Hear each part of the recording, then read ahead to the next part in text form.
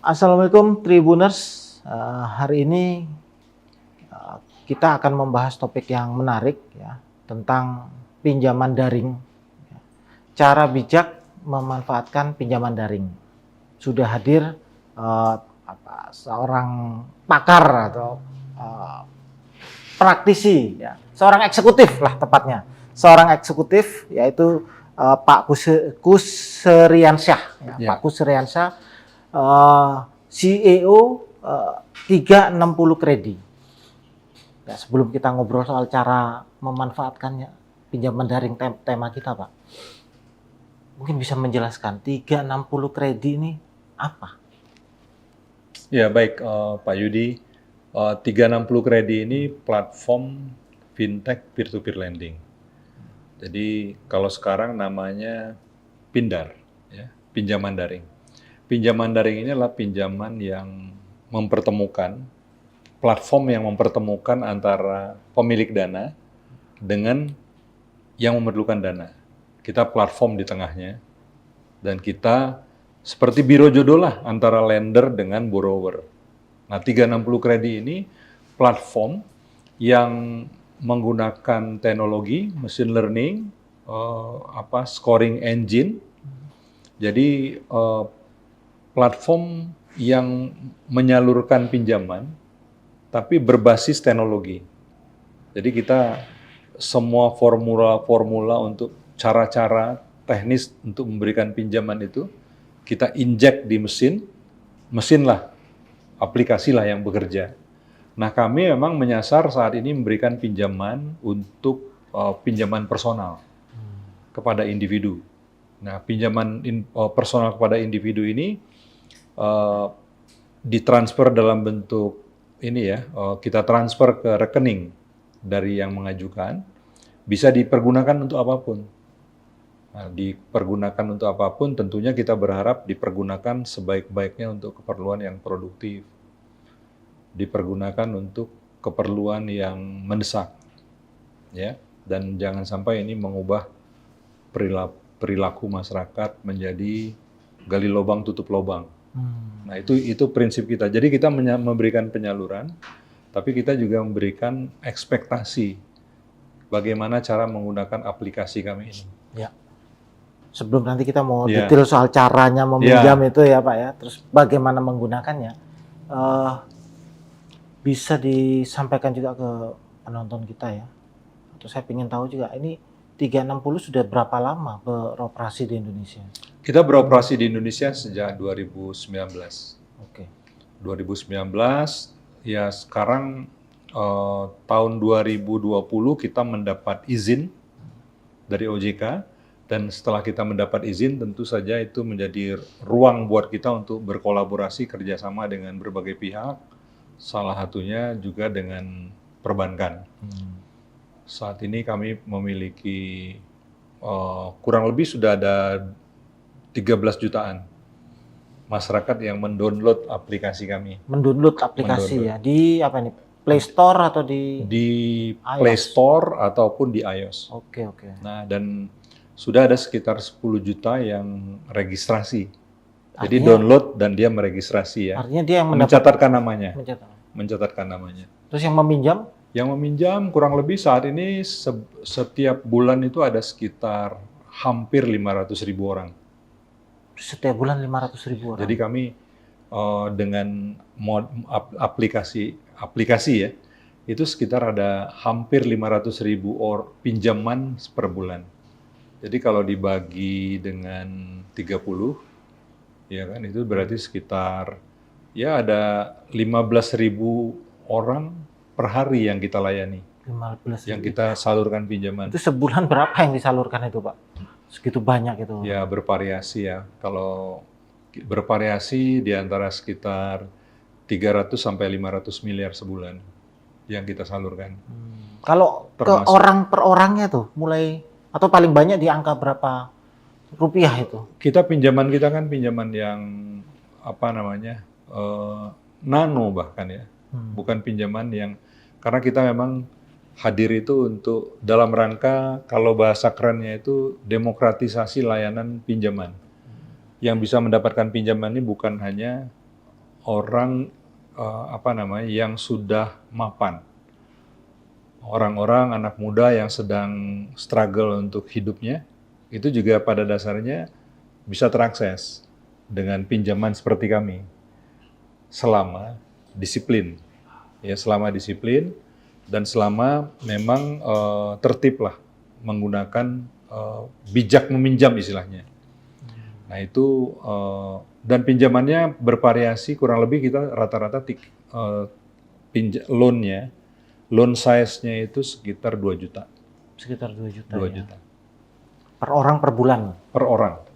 Bukan per orang. Per orang per per orang pencairan. sekali per pencairan ya. Tapi orang-orang yang kadang-kadang dia ada basis usahanya meningkat, dia bisa pinjam lebih dan bahkan bisa sampai 20 dan beberapa ada yang sampai 50 juta.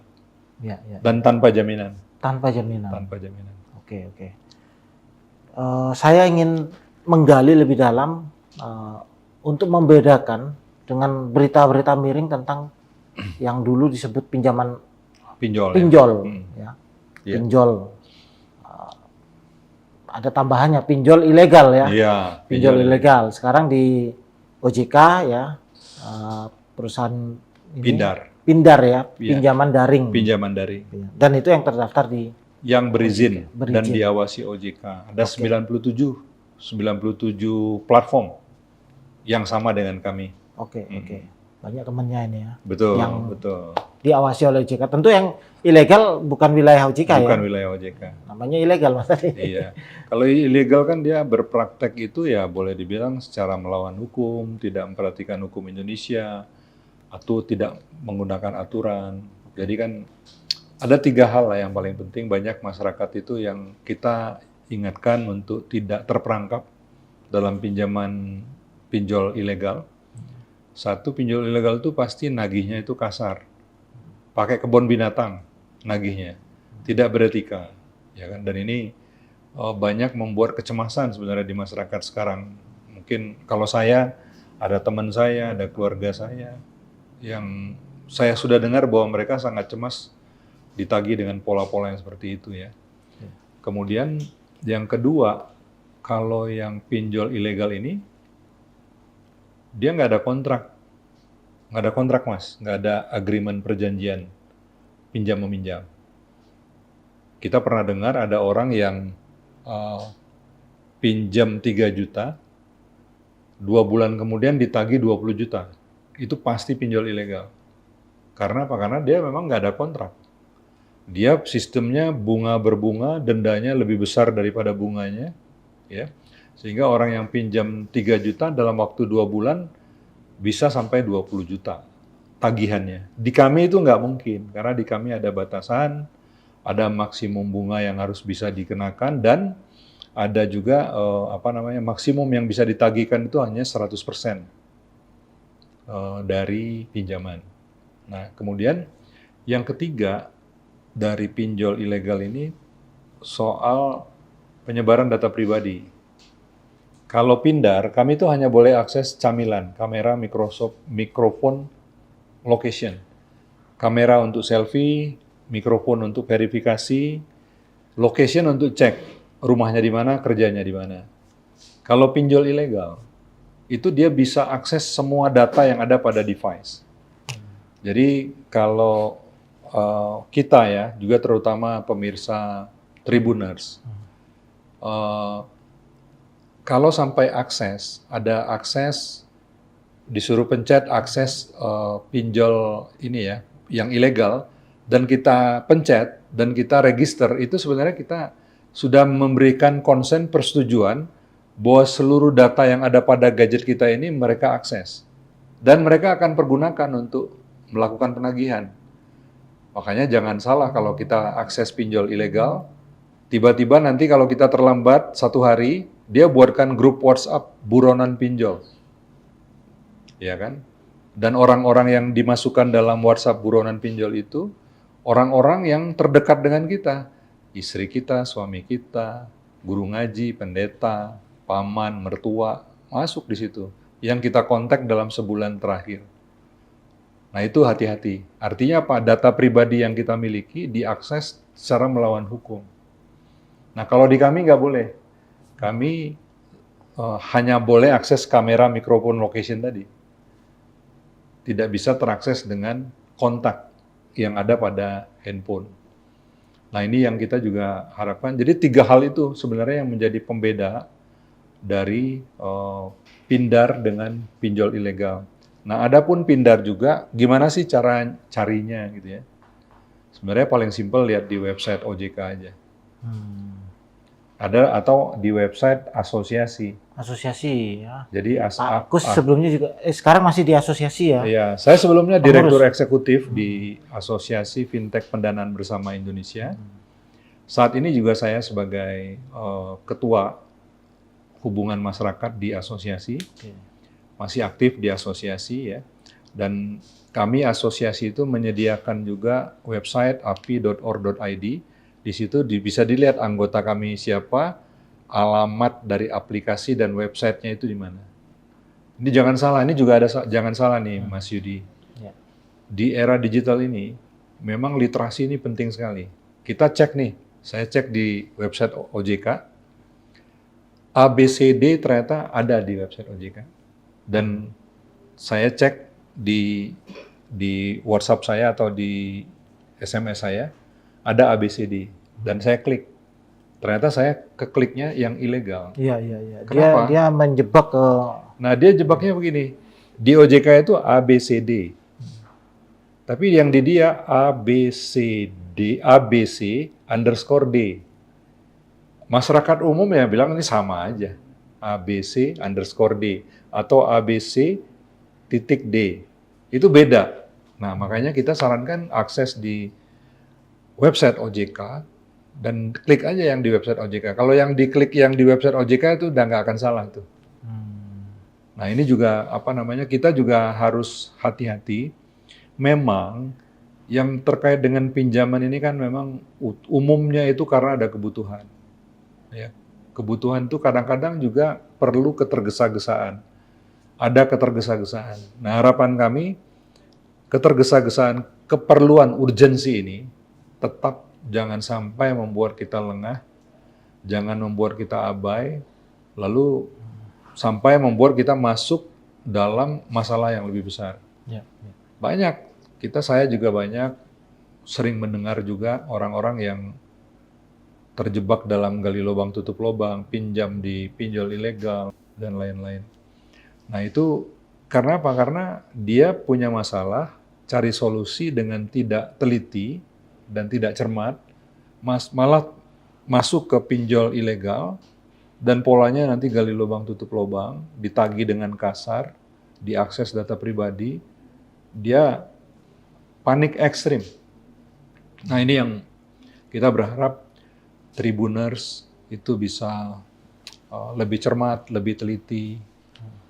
Jadi kita memang betul kadang-kadang kita perlu ada kebutuhan, tapi jangan sampai kebutuhan kita itu membuat kita jadi lengah, tidak teliti, tidak presisi dalam memilih.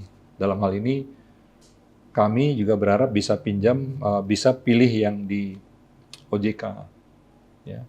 Regulator. Antara yang terdaftar di OJK atau yang berizin ya, terdaftar berizin ya dari OJK dan yang di asosiasi semuanya ada atau sama perusahaannya? Kalau yang berizin di OJK itu hanya 97. Di luar itu dia namanya berubah-berubah. Tapi di asosiasi Di API nggak ada. Nggak ada. Jumlahnya yang di API berapa? 97. Oh sama berarti? Enggak, yang di API 97. Yang ilegal bisa ribuan yang udah di... Yang terdaftar di OJK 97 juga? 97. Berarti artinya semuanya tercatat di kedua ini? Iya. Oke. Di OJK. Iya, artinya. Ya itu bisa juga ya? Maksudnya yang di OJK, yang di API sama? Sama ya? Sama, 97. Semuanya gabung ya, gitu ya? Gabung. Berarti kalau yang di OJK kena sanksi, dia dicoret? Iya, hilang juga. Berkurang juga ya? Anggota kami berkurang. Ya. Kalau dicabut oleh OJK, anggota kami berkurang. Oke. Berarti ini tadi diskusi kita sedikit banyak juga menjawab ya, bagaimana cara membedakan yang ilegal dan legal. Lihat di OJK, di asosiasi, Iya. ya. Dan bagaimana mengenali ininya, apa namanya, perjanjiannya itu? Eh, kalau di Pindar, step by step itu ada yang namanya memang perjanjian akan ada ditampilkan draft dari kontraknya dan itu ditandatangani dengan tanda tangan digital. Kalau di pinjol ilegal itu proses itu nggak ada. Prosesnya tinggal pencet, kemudian masukkan data, kasih nomor rekening, ya mereka kemudian underwriting ya, cairkan. Dan mereka cenderung katanya pinjam itu pasti dicairkan.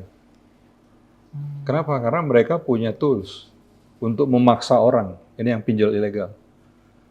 Tools untuk memaksa orang untuk bayar. Secara teori mungkin psikologis yang mereka pelajari, kalau mereka disodorkan buat grup buronan pinjol, anggotanya, membernya yang tadi, nggak mungkin nggak bayar. Atau diancam, kan di handphone kita juga ada foto-foto pribadi kita kadang-kadang. Saya punya foto mungkin yang lagi santai, sangat pribadi, tapi itu bisa diakses kalau oleh pinjol ilegal. Itu mereka olah digital, jadi suatu foto yang look pornografi, ya kan? Kemudian diancam, ini fotomu kalau nggak kamu bayar sekarang, saya posting di Facebooknya. Diancam seperti itu. Dan orang Indonesia kan kita malu ya. Kalau diancam gitu ya kita mungkin berupaya cari supaya bayar gitu. Nah cara-cara itulah yang sebenarnya membuat trauma, Yang membuat meresahkan keresahan di masyarakat. masyarakat itu sekarang. Iya. Ya, ya. Sehingga masyarakat sebagian kecil ya. Jadi saya juga mau klarifikasi ini Mas Yudi. Ya. Sebagian besar masyarakat Indonesia itu baik, pinjam bayar, ya kan? Ada sebagian yang mungkin terkendala dengan pekerjaan atau usahanya sedang menurun, sehingga mungkin terlambat 1 hari, 2 hari, 3 hari, seminggu. Ya. Hanya sebagian kecil sekali sebenarnya yang yang punya pinjaman tapi nggak komit. Itu sebagian kecil. Nah masalahnya sebagian kecil ini berisik, ya kan? Dan itulah yang kita prihatinkan. Ya. Dan kita berharap bahwa masyarakat juga sudah dewasa. Ya. Apalagi ini kan cukup masif ya pemberitaan Masif. terhadap pinjaman ilegal itu, Iya. ya, aplikasi ilegal itu Masif. kan cukup masif. Dampaknya pun Iya. yang meresahkan itu banyak juga ya, Banyak. berbagai kejadian ekstrim. Iya. Tadi Pak Kus juga sempat membahas soal kemampuan membayar atau komitmen membayar. Saya ingin tanya, bagaimana sih secara umum khususnya ini pinjaman daring ini, karena tadi disebutkan malah di bawah mikro, nano ya, pinjaman 2 juta, 1 juta. Saya sebagai calon peminjam atau nasabah, bagaimana saya mengukur Mengukur diri ya. atau mengukur kemampuan gitu ya? Ya sebenarnya pola meminjam itu sederhana. Meminjam itu kan kita harus sebaiknya pinjam untuk yang produktif. Satu itu. Terus kedua, kalau pinjam, kalau tidak produktif untuk yang urgent, ya untuk bridging. Nah dalam konteks pinjam tadi, maka seorang itu harus pastikan kalau mau pinjam itu harus punya sumbernya untuk bayar. Kalau kita komit sebulan lagi, kita harus tahu bahwa sebulan lagi itu memang ada income, ada uang untuk kita membayar pinjaman. Nomor 1 itu. Jadi kita harus ada pendapatan, harus ada penghasilan untuk membayar pinjaman. Kalau kita misalnya komitmennya 3 bulan ya bayar 3 bulan, memang kita punya penghasilan yang rutin. Yang kedua, ada prinsip di pinjam-meminjam, itu kalau mau pinjam itu cicilan bulanannya itu nggak lebih dari 30% dari income. Ya, katakanlah kalau misalnya income kita di Sumatera Selatan UMP-nya misalnya 3,5 juta misalnya. Dengan 3,5 juta itu cicilan pinjaman kita tuh maksimum 30% dari itu. Nggak boleh lebih dari itu. Karena kalau lebih dari itu, kita sudah rentan. Kita sudah rentan. Karena apa? Karena kan dalam hidup kadang-kadang semua tidak berjalan dengan reguler.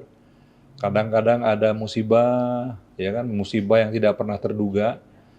Kita juga harus punya buffer untuk handle itu.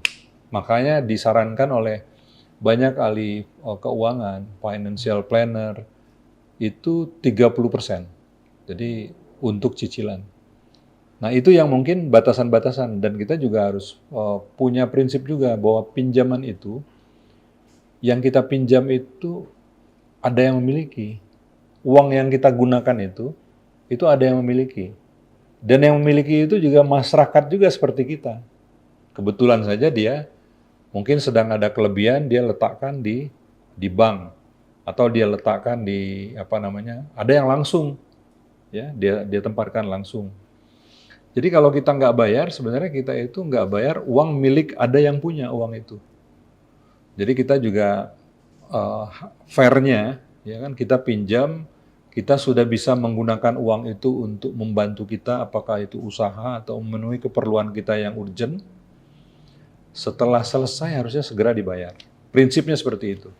Apa konsekuensinya kalau mereka yang kita pilah dulu? Pertama yang terlambat membayar. Kalau terlambat membayar, ya, itu pasti kan di keterlambat membayar itu ada denda. Kita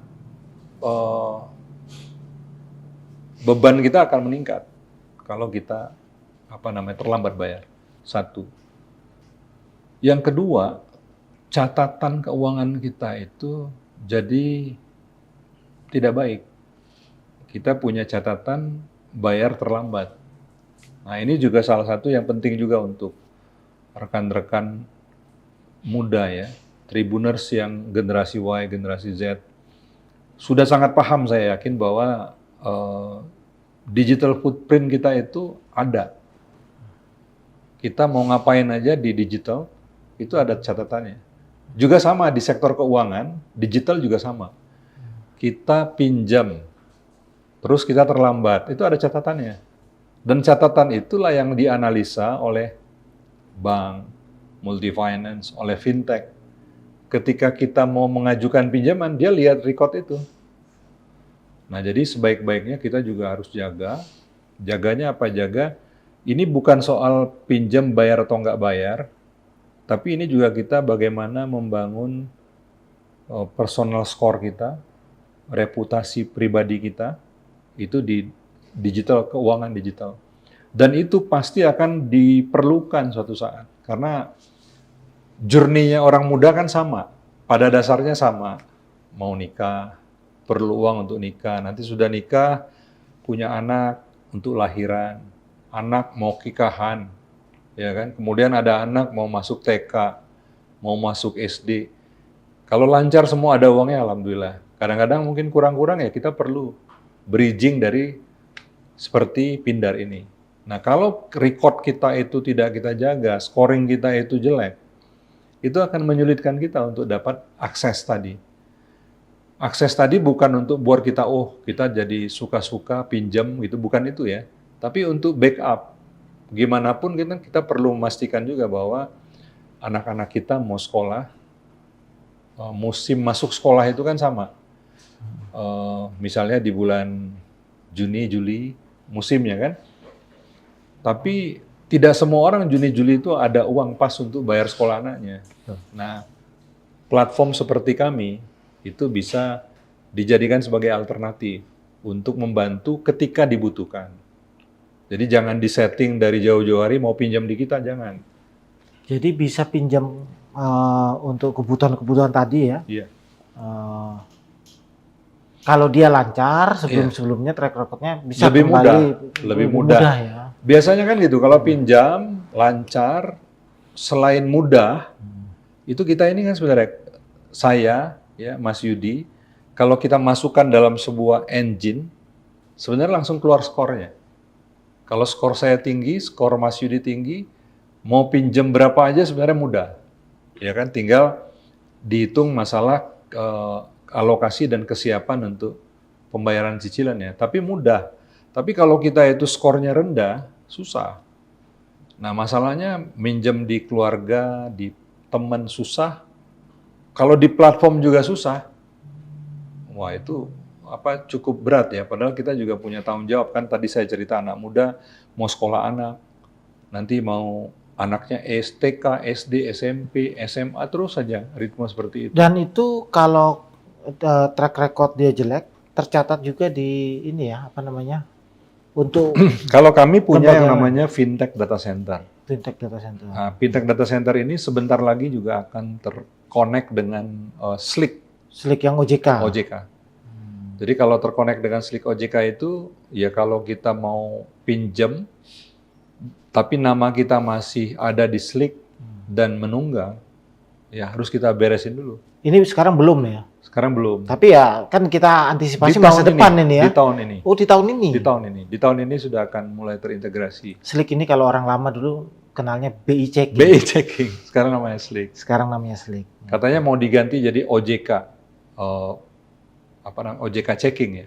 Ya, lebih mudah sih itu. Ya, lebih mudah. Karena dulu BI checking, sekarang OJK Iya, gitu OJK ya. checking gitu ya. Ya tapi orang tahu lah ya, dari BI checking sekarang Slick. Betul. Artinya itu konsekuensi yang berat karena semua lembaga pembiayaan nggak bisa, Iya. nggak akan mau gitu ya. Iya. Di kita kan masih sebenarnya kalau di beberapa negara itu kalau ada masalah dengan pinjaman yang tidak terbayar, bahkan di Cina nggak bisa akses angkutan umum,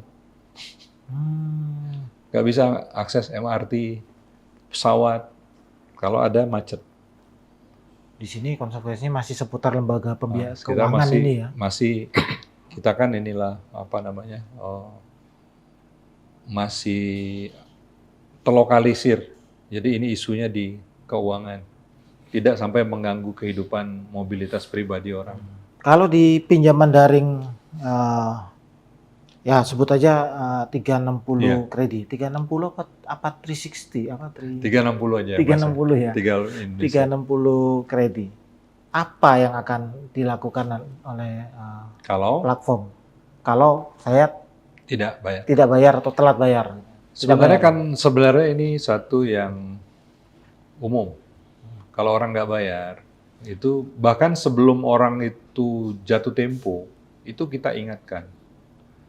Kita ingatkan itu, ya itu kita tahu bahwa orang bisa sibuk, kita hari-hari ini kan sibuk struggle untuk cari nafkah, ngidupin keluarga, ya kan. Kadang-kadang kewajiban-kewajiban kita itu juga kita sebelum jatuh tempo kita ingatkan. Ketika dia jatuh tempo, belum bayar, tentu kita akan ingatkan dengan penagihan telepon ya. Telepon. Kita ingatkan supaya prioritaskan, jangan sampai nanti ada terjadi keterlambatan, kemudian muncul denda, ya kan, dan memberatkan, dan jangan sampai juga mengganggu. Nah, prinsipnya adalah ketika ditelepon itu ya diangkat aja. Kalau kita bilang juga kalau kita lagi sibuk ceritakan aja nih, kita angkat tapi jangan nggak diangkat. Kalau nggak diangkat itu sama kayak orang pacaran. Kalau nggak diangkat itu semakin penasaran dia. Ghosting. Ya gitu kan. Nah, gitu. Iya, iya. Ya. Dia telepon, ditagih.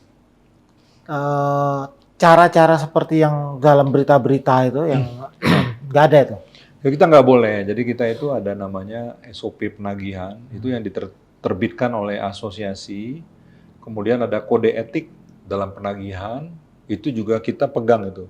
Dan di industri pindar ini kita sudah melakukan sertifikasi kepada tenaga penagih itu lebih dari 25.000 orang yang sudah kita sertifikasi. Tujuannya apa? Tujuannya supaya tadi ya kalau nagih dengan orang yang terlatih dengan orang tidak terlatih kan beda. Kesopanannya, penggunaan bahasanya. Kita atur nagih nggak boleh lebih dari jam 8 malam. Nagih nggak boleh di hari libur besar. Nagih nggak boleh pagi-pagi orang baru sudah sholat subuh ditagih. Ya kan pagi-pagi nggak boleh. Jadi nagih jam 8 pagi, maksimum jam 8 malam, tidak boleh di hari besar dan harus memperkenalkan diri. Menunjukkan identitas dari platform mana. Jadi itu yang kita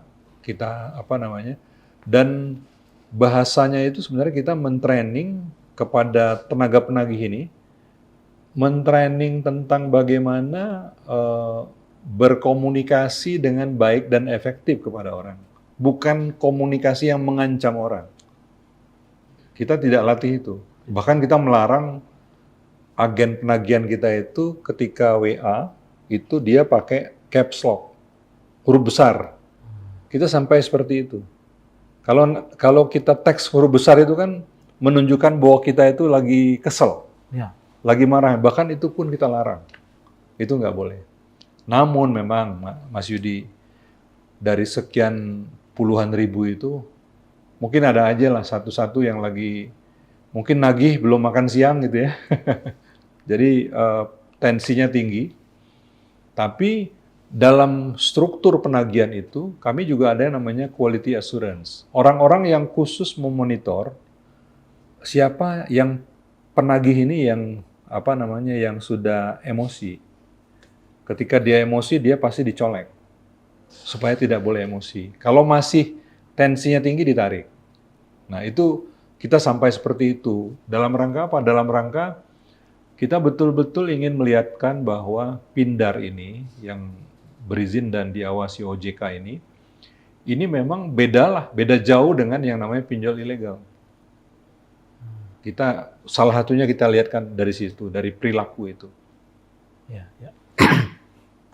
Masih terkait soal konsekuensi ini, apakah ada dampak atau konsekuensi hukum bagi mereka yang mangkir ya membayar itu? Kalau dari konsekuensi hukum ada ya. Konsekuensi hukumnya itu kan kalau ini kan pinjam-minjam itu diperdata. Ya, ada di situ. Dan kita tentunya tidak mengharap sampai ke urusan itu. Karena kan tiket pinjaman kita ini, jumlah pinjamannya kan sebenarnya kecil.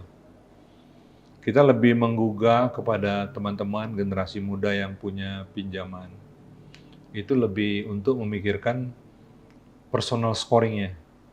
Jangan terganggu, jangan terkendala untuk masalah di kemudian hari, karena masalah-masalah kecil di hari ini. Betul.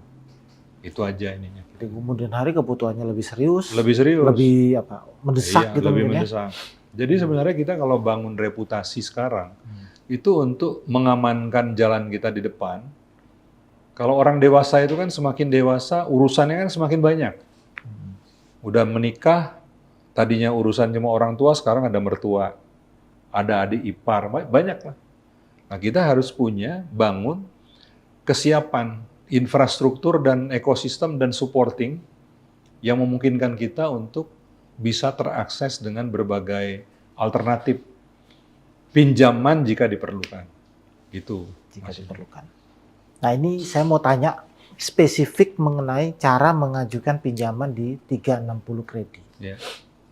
Ya. Sekaligus ini juga bisa menghindari ya warga itu ke pinjaman yang ilegal tadi. Iya. Bagaimana kita bisa atau orang Palembang nih, wong Sumsel nih bisa pinjam atau mendaftar ya? Mendaftar, ya. Jadi kita kan gini ya, kita itu datang ke masyarakat itu satunya kita bisa didatangi lewat website OJK, website API, atau di website kami sendiri. 360kredi.id. Tapi ini juga hati-hati karena ada fake account. Jadi bukan hanya websitenya, tapi aplikasinya juga. Jadi 360 kredi I-nya 2 kali. Nah, jadi di dunia digital, beda satu karakter itu beda. Walaupun mirip tapi beda. Nah, itu yang harus cermat gitu ya. Dan lebih bahaya kalau yang dapat pesan dari orang yang dapat nggak dikenal. pesan-pesan dari WA, SMS, dikasih link, itu harus sangat berhati-hati. Karena apa? Karena justru itu ada trap. Bahkan mereka bisa buat linknya itu diedit sama, tapi waktu dipencet lain ininya. Nah, itu itu juga hati-hati. Itu kalau di link, tapi kalau di aplikasi bagaimana kita atau di market ini ya? Di Di Play Store atau di di apa namanya? iPhone? Kalau di ini ya, kalau di iOS, iOS ya ya. di iOS itu kita ada 360 kredi ya, dan itu Pasti betul. pasti betul. Oke. Kalau di Play Store? Kalau sekarang di Play Store juga cenderung betul, karena yang ilegal itu semakin susah. Jadi semakin ilegal ini dia bergerak itu di promosi-promosinya itu di Instagram, di sosial media lah ya, di sosial media yang lain yang non aplikasi. Mereka masuk di situ dan orang tertarik, klik, terakses ke mereka. Jadi seaman-amannya itu memang masuknya di Play Store atau di Website langsung atau di OJK tadi ya? OJK yang Pak ya di OJK lah sebenarnya yang paling ini, yang paling apa namanya mudah gitu ya. Paling aman sebenarnya. Paling aman. Kalau mudah pasti di Mudah aplikasi. di aplikasi. Pasti di aplikasi. Ya paling aman, Paling aman ya. tepatnya paling aman. Artinya memang sebelum mendownload ini harus cek dulu ya. Harus. Itu sebenarnya bagian dari literasi digital. Jadi literasi digital kita itu kan karena kita gini, pertumbuhan digitalisasi di Indonesia itu kan sejalan dengan pertumbuhan generasi Y, generasi Z. Tanpa edukasi memang udah otak-atik di sini. Ada yang bilang nggak perlu literasi digital. Sebenarnya karena belum masuk ke masalah, maka merasa tidak perlu. Ketika masuk terperangkap ke dalam satu masalah, apakah penipuan dan lain-lain, baru tahu, oh ternyata literasi digital yang dimaksud itu seperti ini. Gitu. Oke, sekarang user sudah menemukan ini aplikasinya nih, ya, 360 dan sudah download. Ya. Setelah itu apa yang harus dilakukan? Ya itu kan kita harus isi data pribadi kita.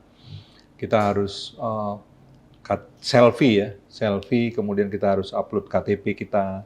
Ya seperti di bank-bank Seperti sekarang di bank. sudah seperti itu ya. Ya seperti itu.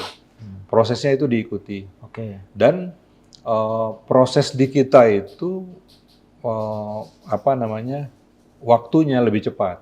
Jadi setelah saya download, saya mengisi data, saya foto-foto itu, berapa lama lah Ketika sudah lengkap, sebenarnya hitungannya itu menit.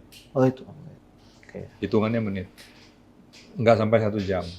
Apalagi kalau kita sudah masuk, pernah pinjam, ajukan lagi, hitungannya bahkan di bawah 5 menit.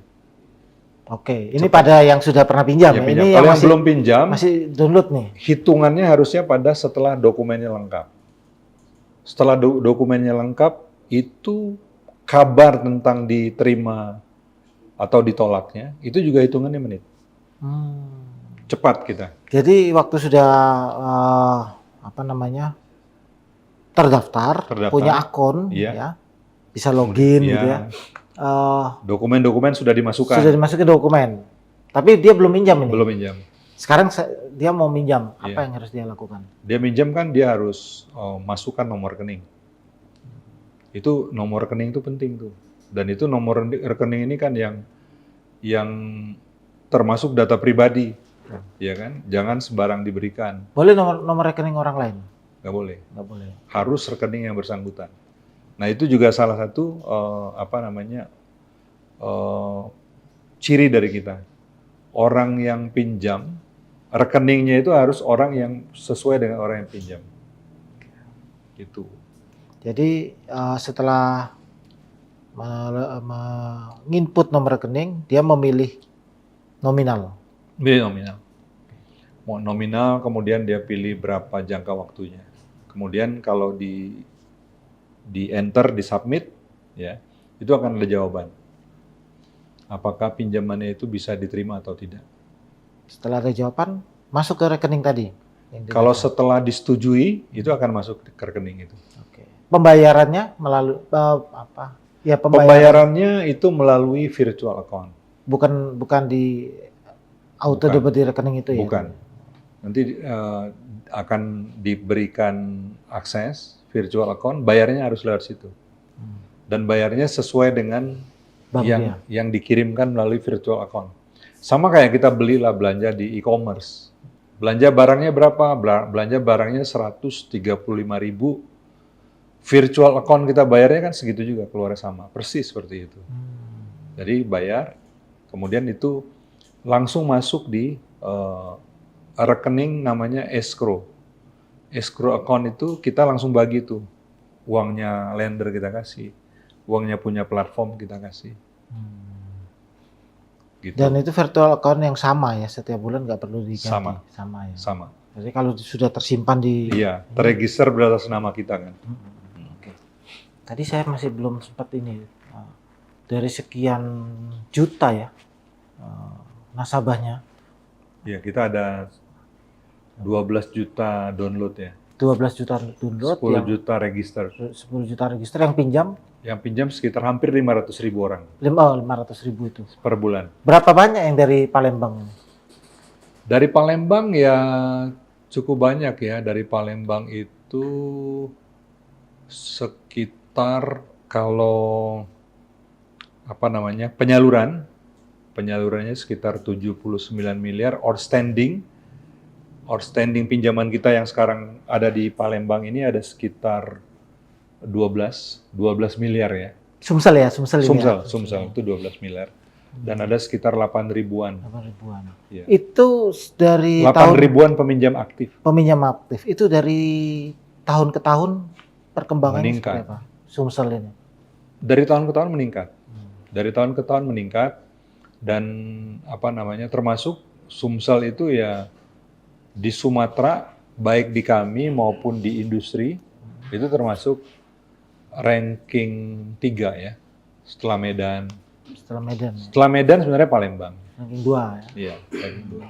Dan bagi kami itu juga menggambarkan tentang ekonomi di provinsinya ya, itu juga paralel lah.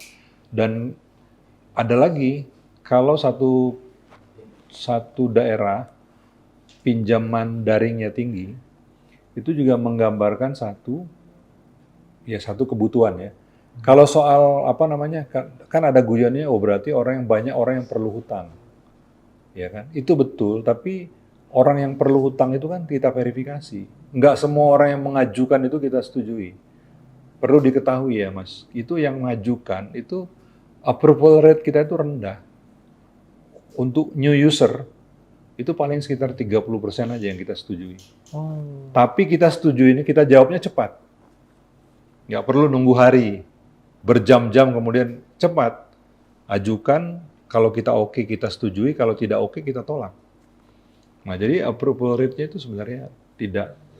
Artinya apa? Artinya kami itu selektif. Selektif, karena kan kita juga menyalurkan ini berharap orang bayar.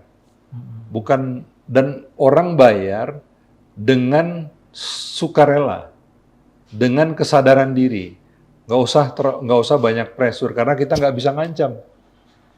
Kita nggak boleh ngancam pornografi, kita nggak boleh pakai kebun binatang nagihnya, ngancam data pribadi, sehingga kami di depannya harus selektif. Jadi tidak mudah juga ternyata kalau 30. Nggak mudah, tapi kita cepat. 10 dari Ya, ada 100 itu 30 lah. 30 ya, 100 yang ngajukan 30. Tapi cepat. Cepatnya itu nggak ada yang lebih cepat, maksudnya dibandingkan dengan Pindar ya, seperti kami. Cepat sekali. Iya. Dan cepat, mudah. Oke.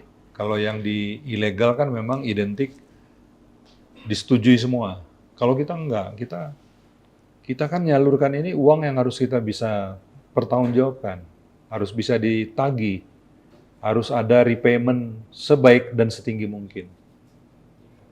Tadi sekitar 8.000 ya di Sumatera Selatan. Sebagai pembanding tahun sebelumnya berapa ini? Kalau tahun Growth-nya sebelumnya ya? kita di Sumatera Selatan itu sebenarnya meningkat sebenarnya cukup tajam. Kita itu kalau di Sumatera Selatan tahun 2023 ya, itu hanya sekitar 2.000-an per bulan ya. 2.000-an per bulan aktif. Menjadi Aktif. hampir Sekarang 8.000-an. Sekarang 8.000. Berarti lompatannya ratus% nih, 100. Iya, karena kita memang juga datanya kan semakin banyak. Datanya semakin banyak, semakin matang. Kemudian juga platform kami juga kami kombinasi dengan data-data nasional yang lain. Oke. Tahun 2025 ini juga akan tumbuh berlipat-lipat gitu. Di Sumatera Selatan dulu nih. Lumayan berlipat lah Mas ya. Kalau di Sumatera Selatan tuh kami menargetkan ya sekitar jadi sebulannya 24.000 orang lah. Dari 8.000 ini Ya. dalam setahun. Bulanan yang aktif, Oh, bulan. bulanan yang aktif minjam itu sekitar 24.000 orang. Lumayan banyak juga 24.000. Lumayan banyak. Ya itu kalau memang, dan kita kan nggak ada cabang. Hmm. Kita semua interface-nya itu aplikasi aja. Ya, ya, ya. Kalau pakai cabang itu mau ngelayanin 24.000 itu kita harus buka berapa kantor. Nah itu memang apa namanya kelebihan kita ya karena kita di digital. Jadi nggak perlu cukup modalnya gadget ini mereka udah bisa akses kita. Itu tadi kan kalau di Sumatera Selatan 3 kali lipat lah ya, dari 8.000 ke 24.000. Betul ya? Iya. Secara nasional akan seperti apa nih 360 kredit? Kalau secara nasional kita juga sebenarnya kami di Sumatera Selatan itu menargetkan itu bukan 3 kali sebenarnya, 4 kali. 4 kali. 4 kali. Kalau nasional kami targetnya 3 kali. 3 kali. Karena kita melihat bahwa di Sumatera Selatan ini termasuk yang infrastruktur digitalnya itu termasuk relatif baik dibandingkan dengan tempat lain ya. Nah, ini juga kita harapkan bisa apa namanya, dan pertumbuhan ekonominya juga cukup oke. Ya, dan ini yang kita harapkan memang dengan apa namanya penetrasi kita di wilayah Sumatera Selatan ini bisa efektif karena ada dukungan dari demand dan infrastruktur. Nah ini yang harus kami lengkapi, nggak cukup demand dan infrastruktur, tapi literasinya juga harus baik. Makanya hari ini kami bareng-bareng sama. Jadi kita tadi dalam salah satunya juga untuk literasi ya, Literasi. bagaimana mengenali. Sangat penting. Karena kalau secara demand and supply ini besar sebenarnya ya. Besar. Coba kalau literasinya rendah, nanti ada masalah, banyak masalah. Banyak orang masuk dilayani produk kita tapi tanpa pengetahuan yang cukup tentang produk dan resikonya. Ya kan resiko itu apa ya? Kalau pinjam membayar, kan gitu. Tertib-tertib seperti itu kan penting. Dan itulah sebenarnya juga kita berharap juga di Indonesia ke depan dan di masa depan literasi-literasi moralitas, etika dasar seperti itu harusnya anak-anak kecil kita udah punya. Ya, sopan santun, kemudian pinjam bayar, ya kan? Kemudian ya seperti itulah. Biasakan menabung. Nah, kalau itu kuat, harusnya kita juga isu tentang lemahnya literasi ini bisa kita atasi. Oke.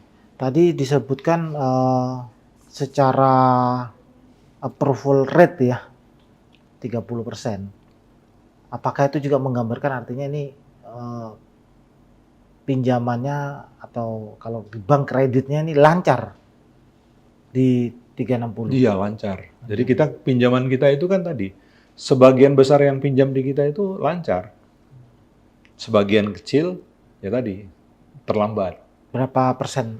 Kalau kita itu 85% tuh orang bayar sesuai waktu. Ada sebagian ya sekitar 10%, ya 10% tuh bayarnya Agak terlambat. lambat. Mulai dari 1 hari sampai 15 hari bahkan 30 hari. Dan sebagian kecil sekali yang sampai terlambat di atas 30 hari. Ya, itu kita ada istilah tingkat kesuksesan bayar 90 hari. Kami catatan kami itu 98% sekian. 98%, jadi hanya 2%. Tingkat kesuksesan bayar Kurang dari 2% ya. sampai 90 hari. Nggak lebih dari 90 hari. Itu sekitar 98%. Artinya kan baik. Yang sebagian kecil itu ya kita berharap ya memang mereka ada kendala kesulitan. Ya, ya. Kesulitan mungkin kehilangan pekerjaan atau income-nya mereka menurun atau usahanya terkendala. Ada force majeure di ini ya. Iya, karena sebelumnya juga sudah di scoring ya, atau di analisa itu ya. Betul. Kalau secara nasional tadi 360 kredit 3 kali lipat. Apakah di market itu seperti itu juga di apa, Enggak. perusahaan pembiayaan? Enggak. Enggak. Jadi tingkat pertumbuhan dari perusahaan ini kan berbeda-beda. Kami boleh dikatakan kalau di klasifikasi ini kami ini ke tier 2. Tier 1 ada. Tier 1 mungkin mereka sudah punya besar database-nya. Tidak terlalu mengharapkan banyak data new user. Mereka sudah mengolah database untuk ditawarkan repeat pinjaman berulang. Dan yang mungkin lebih lama dia masuknya ya. Lebih lama, Oke. lebih lama. Jadi kita juga sebenarnya itu berbeda-beda. Kami berharap dengan pertumbuhan 300% itu bisa masuk menjadi warga di tier 1 ini. Tier 1. Kalau tier 1 ini punya database-nya gede. Jadi dia approval rate-nya berapa? Approval rate-nya tinggi, tapi tingginya itu untuk yang repeat-nya. Yang repeat ya. Kalau yang untuk yang baru masuk ini tetap aja. Jadi itu tingginya dari yang 30% yang sudah Iya. selama ini ya. Tapi secara ini ada angka berapa persen tuh Apanya? di industri itu? Apa yang tergabung di OJK atau di asosiasi itu tahunannya seberapa besar Tahunan pertumbuhannya. pertumbuhannya? Nah, ini pertumbuhannya tetap tetap ini ya tinggi dibandingkan rata-rata pertumbuhan kredit nasional. Kalau pertumbuhan kredit nasional itu kan sekitar 10%. Kita hampir sepanjang sejak berdiri di atas itu. Bahkan kalau kredit nasional kan 10%, 11%. Kalau kita itu pertumbuhannya 25%, 100%. Bahkan pernah 200%, 70%. Jadi memang industri ini memang karena industri yang belum puluhan tahun. Kita baru sekitar 8 tahun. Nah, mudah dalam rangka pematangan itu, dan kita berharap bahwa industri ini ya bisa membantu melayani credit gap nasional. Jadi credit gap itu segmen masyarakat yang butuh pinjaman, tapi tidak bisa dilayani oleh perbankan dan multi finance. Nah, kita mau masuk melayani masyarakat di segmen ini. Ini dengan apa harapan atau kalau di 360 kredit mungkin target yang tinggi itu apakah menggambarkan situasi ekonomi 2025 yang lebih baik atau seperti apa? Atau lebih suram malah? Jadi sebenarnya gini, dengan kredit gap kita yang besar, itu dia tidak terlalu sensitif dengan pertumbuhan, dengan ekonomi nasional. Tadi kan kita juga dengar bahwa kelas menengah kita turun, sekitar 10 juta katanya, turun ya. Nah, tapi kredit gap kita itu semakin melebar. Artinya orang yang butuh itu tetap banyak. Dan orang yang butuh ini banyak yang belum terlayani. Jadi adopsi masyarakat terhadap fintech juga masih rendah. Kami berharap ini tetap bisa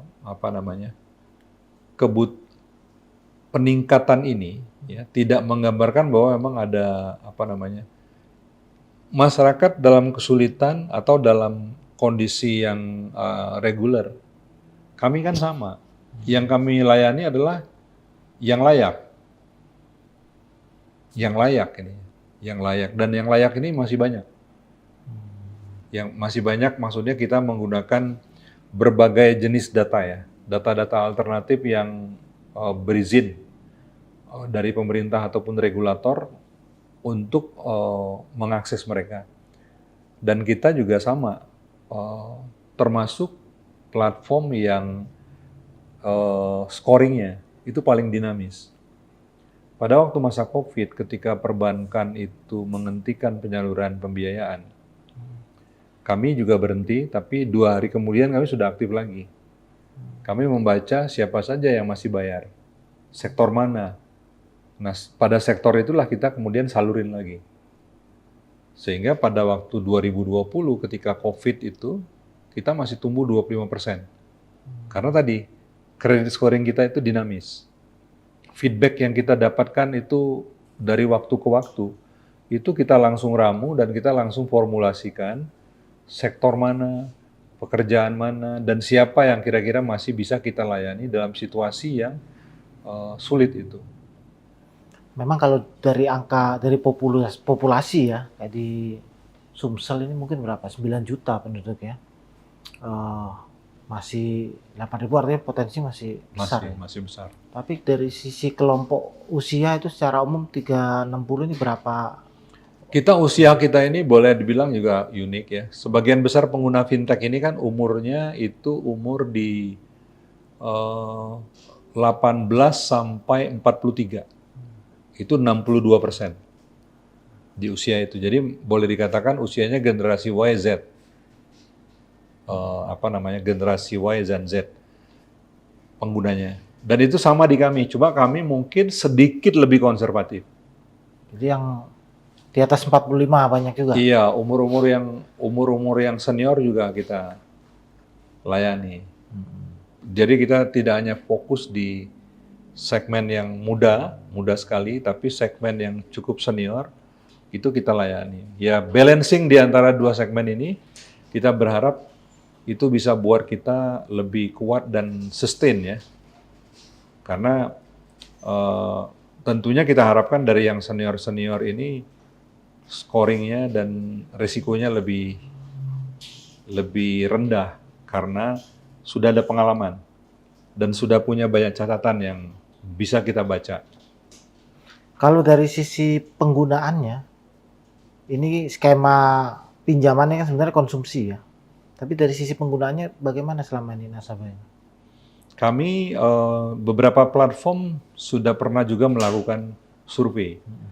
Jadi memang orang pinjam di kita ini kan platformnya platform konsumtif. Tapi kita survei. Pada waktu mereka pinjam kita tanya, ini digunakan untuk apa? Kalau di data kami, itu kami dapatkan 36% itu digunakan untuk membantu usaha.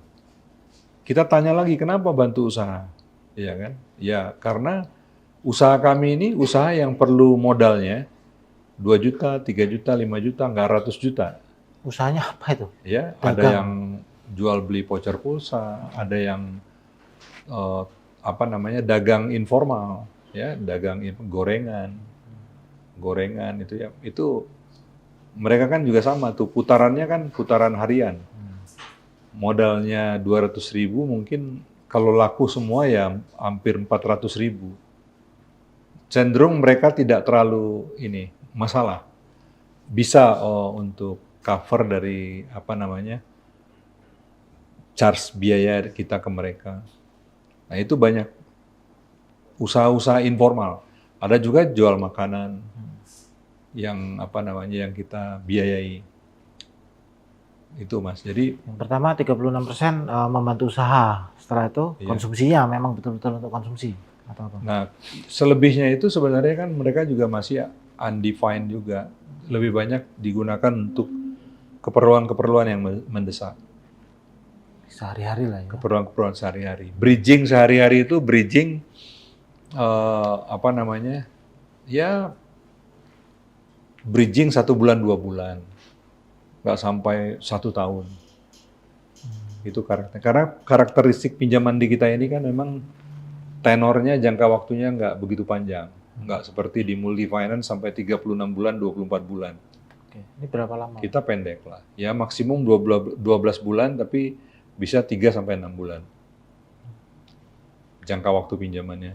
Lebih dari itu kita masih belum kuat tuh men-scoringnya. Menjustifikasi gitu ya untuk tenor lebih panjang dari itu. Sekarang ya kira-kira di 3 bulan, 6 bulan. Artinya ini kalau mereka yang layak dan mampu bisa Bisa. langsung ya. Bisa. Dan Kan kita nanti tergantung dibaca. kebutuhan gitu ya. Tergantung kebutuhan. Iya. Tergantung kebutuhan. Ada juga yang mungkin dari awal sudah bisa dapat yang besar. Tapi itu kan sedikit sekali. Biasanya plafon yang besar itu berdasarkan catatan. Sukses di pinjaman yang lebih kecil bisa masuk ke plafon yang lebih besar. Ya. Pak Kus ini menarik sekali, ya. Sudah berapa Wah, luar biasa. mungkin sejam mungkin kita ngobrol. Ini yang nanyanya jago banget.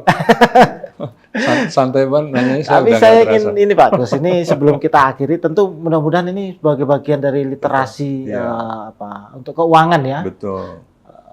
Mudah-mudahan bukan sekali ini kita Siap. dengan teman-teman dari Siap. 360 Iya, Kredi nanti kita kita bisa ngobrol.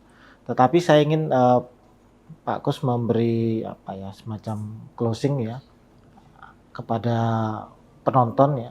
Apa sih yang tadi kita sepanjang kita diskusikan poin penting Iya. dari pinjaman daring ini. Ya, satu, terima kasih Mas Yudi. Ya. Pertama ya kita ingin menyampaikan kepada masyarakat bahwa saat ini sudah hadir di tengah-tengah masyarakat itu alternatif pendanaan ya berbasis teknologi pinjaman daring ini. Nah, ini juga harusnya kita gunakan ini untuk kemanfaatan yang produktif bagi mendukung usaha masyarakat, bagi mendukung berbagai keperluan-keperluan yang urgent, itu bisa menggunakan platform ini. Bahkan kita berharap bahwa ada gerakan juga, ya, kan banyak sekali inisiatif dari usahawan-usahawan, entrepreneur di Sumatera Selatan yang perlu permodalan, ya bisa menggunakan alternatif pendanaan dari pinjaman daring ini. Nah, tentu saja pinjaman ini digunakan untuk lebih mengekspansi kegiatan-kegiatan produktif kita. Nah, dan ya paling penting juga harus diikuti dengan kesadaran bahwa kita kalau pinjam itu harus punya sumber untuk melakukan pembayaran. Apakah itu pinjaman personal maupun pinjaman produktif. Dan yang penting lagi bahwa kita juga jangan menjadi panik borrower. Kita pinjam itu karena didorong-dorong orang gitu, digoda-goda gitu, terus kita pinjam, jangan. Karena pinjam itu ketika kita pinjam, di situ langsung muncul kewajiban untuk melakukan pengembalian. Dan kami berharap Tribuners, ya, pemirsa di Sumatera Selatan, ini bisa menjadi pemirsa yang tercerahkan. Bagaimana menjadikan Pindar ini sebagai alat untuk atau tools untuk mendukung kemajuan usaha ataupun juga berbagai keperluan personal, sehingga bisa membawa manfaat yang luas, membawa berkah, dan terjauh dari masalah. Yang jangan jadi panik borrower ya, Iya, dan terjauh dari masalah. terjauh dari Rasanya masalah. itu penutup untuk diskusi obrolan kita kali ini. Tribuners, tetap saksikan program-program di Tribun Sumsel dan Sriwijaya Pos. Saya Yudi Tirsano, pemimpin redaksi, undur diri.